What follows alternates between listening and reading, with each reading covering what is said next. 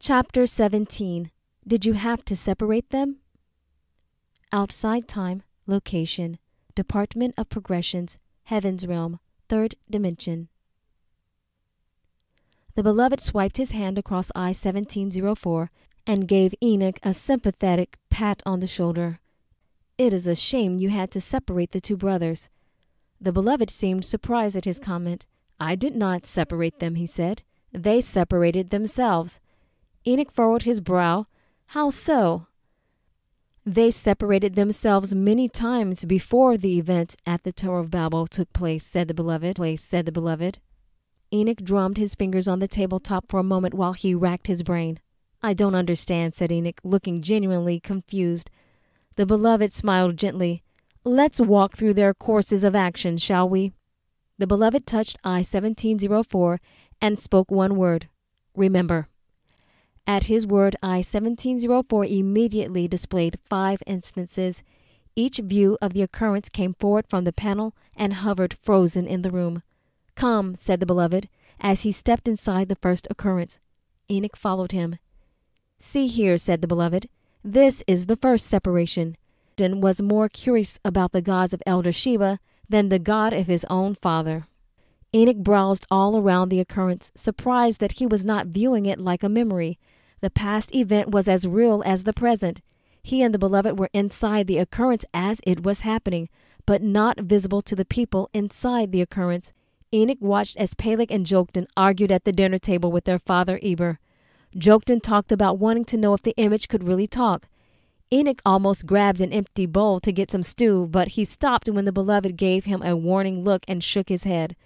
What happened next surprised Enoch even further. As the beloved passed by, Joktan's physical body faded until it was almost transparent, but his heart remained a solid crimson color. The beloved froze the scene so that only he and Enoch could move. He motioned for Enoch to join him. Look at his heart, said the beloved, bending down to peer into it. Enoch did the same. Joktan's heart was full of pinpricks of light and also some specks. See here, said the beloved, pointing at a speck in Joktan's heart. Joktan also pursued the young woman called Anisi, even though he knew his brother Peleg was interested in her. Instantly they were in Shinar at the tower as Joktan flirted with Anisi while carrying her basket. Another speck. Enoch nodded. Notice how Joktan separated again and again, said the beloved, as they walked through several more occurrences. Here, Joktan honored another god with the words of his mouth. This time, Joktan chose to mock his brother to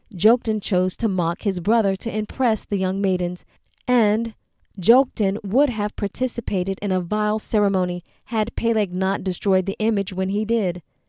Enoch noticed with each occurrence another speck formed in Joktan's heart.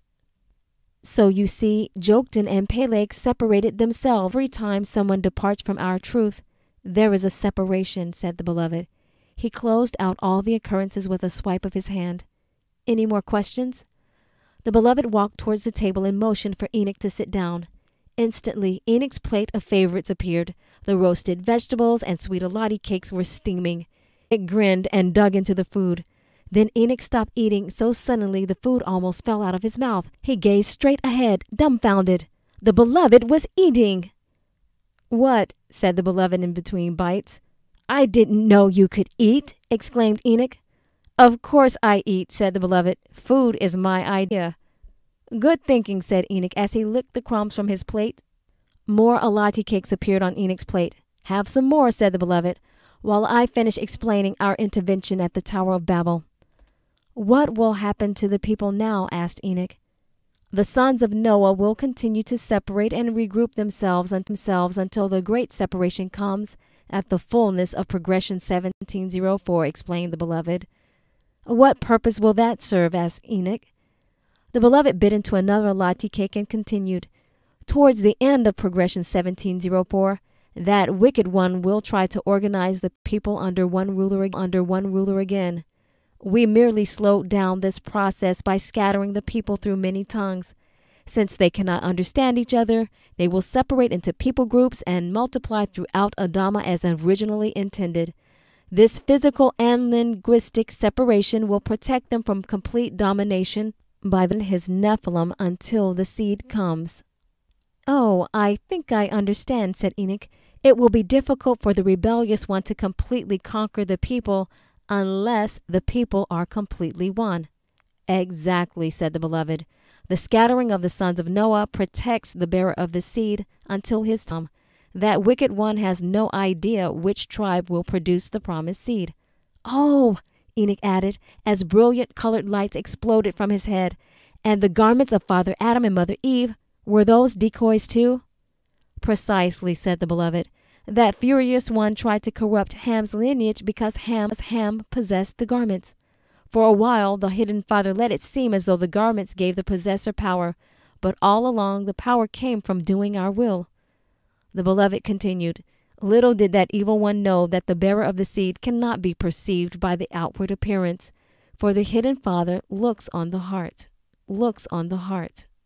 So the identity of the promised seed is truly hidden then. His identity is hidden indeed, said the beloved. Well, if the seed's identity is hidden, will he know that he is the promised seed? Asked Enoch. Excellent question, said the beloved. It is the one I most want to answer. He clasped his hands together with satisfaction. But not yet. He leaned back in his chair and spun around in it. Enoch laughed, spinning around in his chair too. Well, what about the great separation at the fullness of Adama? Can we walk through that today? Asked Enoch. Not so soon, my curious one, the beloved replied. You will need many more expansions before